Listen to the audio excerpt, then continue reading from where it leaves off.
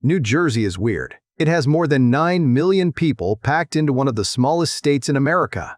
But unlike Massachusetts, Illinois, or even neighboring New York, those people are not centered around one overwhelmingly dominant city. Instead, you can drive for miles through New Jersey and barely tell where one town ends and another begins. A downtown becomes a neighborhood. The neighborhood becomes a subdivision. The subdivision becomes a strip mall, then an office park, then another downtown, and somehow, it just keeps going. This is the most densely populated state in America. And yet, much of New Jersey doesn't really look like what we imagine when we hear the word dense.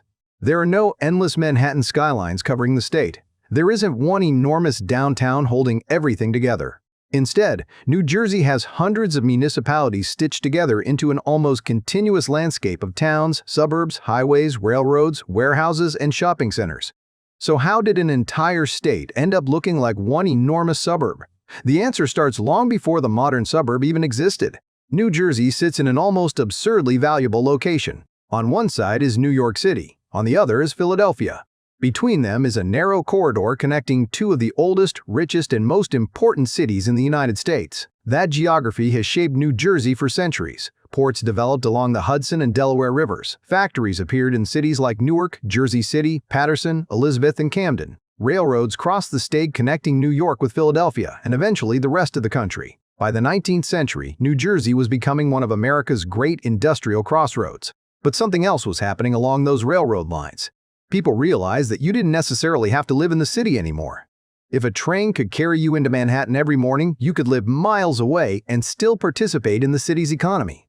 And this created an early version of suburbia decades before the post-war subdivision became an American stereotype. Towns like Montclair, Summit, Ridgewood, South Orange, and Westfield grew around railroad stations. They had houses, local stores, and small downtowns of their own. But they were increasingly connected to jobs and commerce in larger nearby cities. This is important because New Jersey did not suddenly become suburban in 1950. The basic pattern was already there. Railroads created narrow fingers of development extending outward from established cities. A station would become the center of a town. Businesses clustered around it. Homes spread outward. And another station a few miles down the line would create another town. Instead of one city continuously expanding outward, New Jersey developed as a network of independent communities tied together by transportation. And then there was Manhattan. New York had one enormous problem. It was running out of easy places to put people. Manhattan is an island. Brooklyn and Queens could absorb millions of residents, but expansion westward required crossing the Hudson River. For a long time, ferries handled that job. Then came railroad tunnels beneath the river, and later massive highway crossings like the Holland Tunnel, Lincoln Tunnel, and George Washington Bridge. Suddenly, New Jersey was not really separated from New York anymore. It was commuting distance. Look at northeastern New Jersey today, and you can still see the result. Jersey City and Hoboken sit directly across from Manhattan. Behind them are places like Union City, North Bergen, and Secaucus. Keep moving outward and you reach Newark, the Oranges, Montclair, Bloomfield, and dozens of other communities. Then farther out are suburban towns in Bergen, Essex, Union, and Morris counties. There is no clean point where New York City ends and some completely separate New Jersey world begins. Economically, the metropolitan area simply crosses the Hudson River, but railroads still limited where development could happen. If you wanted to commute by train, living somewhat close to a station mattered. Then America entered the automobile age, and New Jersey was almost perfectly positioned to take advantage of it. Older highways were expanded, new highways were constructed, and after the Second World War, the state began building some of the most important pieces of road infrastructure in the country. The New Jersey Turnpike opened in the early 1950s. The Garden State Parkway followed. Then came highways like Interstate 78, Interstate 80, Interstate 287, and an expanding network of major state roads. The automobile completely changed the geography of development. A house no longer needed to be within walking distance of a railroad station. A business no longer needed to sit beside a downtown. An office no longer needed to be in Newark, Jersey City, Manhattan, or Philadelphia. If there was a highway interchange nearby, almost anything could be built almost anywhere. And that is when the New Jersey landscape most Americans recognize today really began to emerge. Subdivisions spread across former farmland. Shopping centers appeared along major roads. Later came enormous enclosed malls. Office buildings moved into landscape suburban campuses. Industrial facilities moved closer to highway interchanges. Warehouses followed the turnpike. And each new road made another patch of undeveloped land accessible to commuters and businesses. The railroad suburb had evolved into the automobile suburb.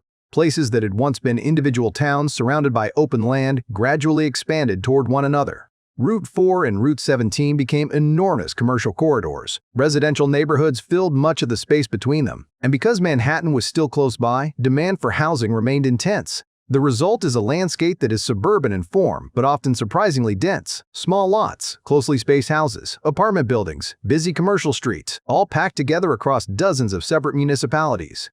And separate municipalities might be the most important part of this story. New Jersey has 564 of them. 564! For a state this small, that is an incredible amount of local fragmentation. You can cross from one municipality into another without even realizing it. Each can have its own government, zoning rules, and local identity. That helps explain why New Jersey rarely feels like one giant city, even when the development itself barely stopped. Compare that with a place like New York City. Brooklyn, Queens, Manhattan, the Bronx, and Staten Island are all parts of one municipality.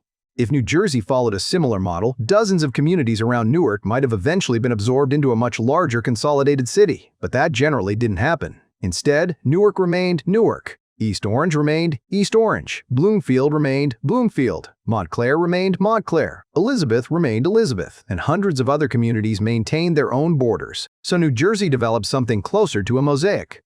That creates the bizarre experience of driving through New Jersey and watching the landscape change constantly while never really becoming rural. And then there is Central Jersey. Yes, we're calling it Central Jersey, because this is where another piece of the puzzle becomes obvious. New York's metropolitan influence spreads south, Philadelphia's metropolitan influence spreads north and east, and between them is a heavily developed corridor running through places like New Brunswick, Edison, Woodbridge, Princeton, and the communities around Interstate 287 and Route 1. At a certain point, the two metropolitan worlds begin to blur together. Companies discovered that there were advantages to leaving traditional downtowns too. Suburban land was cheaper and easier to assemble. Workers could drive directly to an office. Companies could build huge campuses surrounded by parking lots and landscaping. Pharmaceutical companies, telecommunications firms, research laboratories, and corporate headquarters spread along highways and arterial roads. The suburbs stopped simply sending workers into the city. They started creating huge numbers of jobs themselves.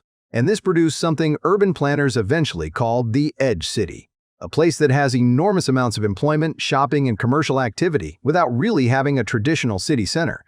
New Jersey is full of places that function this way. An interstate interchange can have millions of square feet of offices, hotels, stores, and warehouses around it. Tens of thousands of people might travel there every day.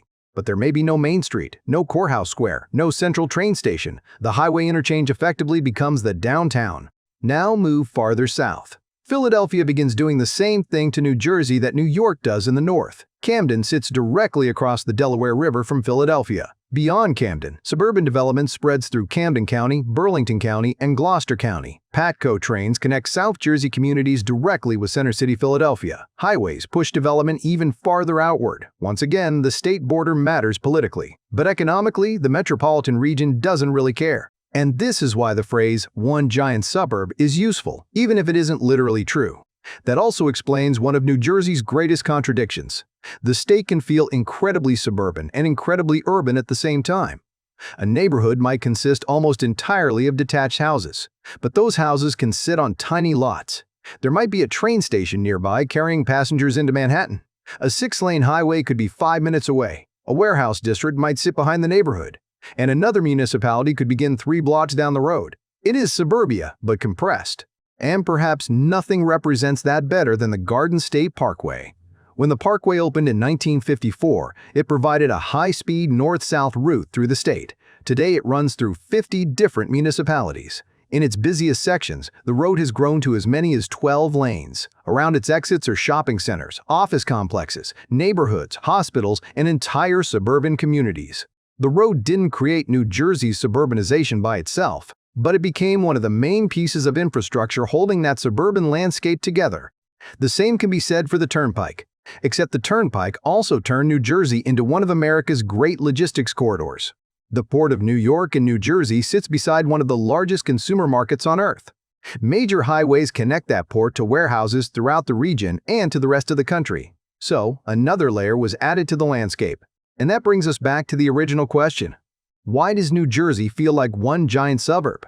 Because no single era created it. The Industrial Revolution created cities. Railroads created commuter towns. Hudson River crossings connected those towns more closely to Manhattan. Cars filled the spaces between the railroads. Highways pushed development farther outward. Corporate campuses turned the suburbs into employment centers. And logistics development filled strategic highway corridors with warehouses and industry. Layer after layer of development was added on top of what came before. And because New Jersey sits between New York and Philadelphia, demand never came from just one direction.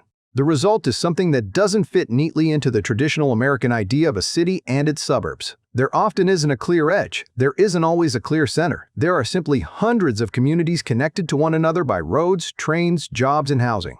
New Jersey isn't literally one enormous suburb. It might actually be something more interesting. It's a network of old cities, railroad towns, post-war subdivisions, edge cities, and industrial corridors that have gradually grown into one another. A place where the city doesn't exactly end. It just becomes less dense, then more dense again, then turns into a mall, then a downtown, then a warehouse district, then another neighborhood. And somewhere along the way, you cross 3 municipal borders without even noticing.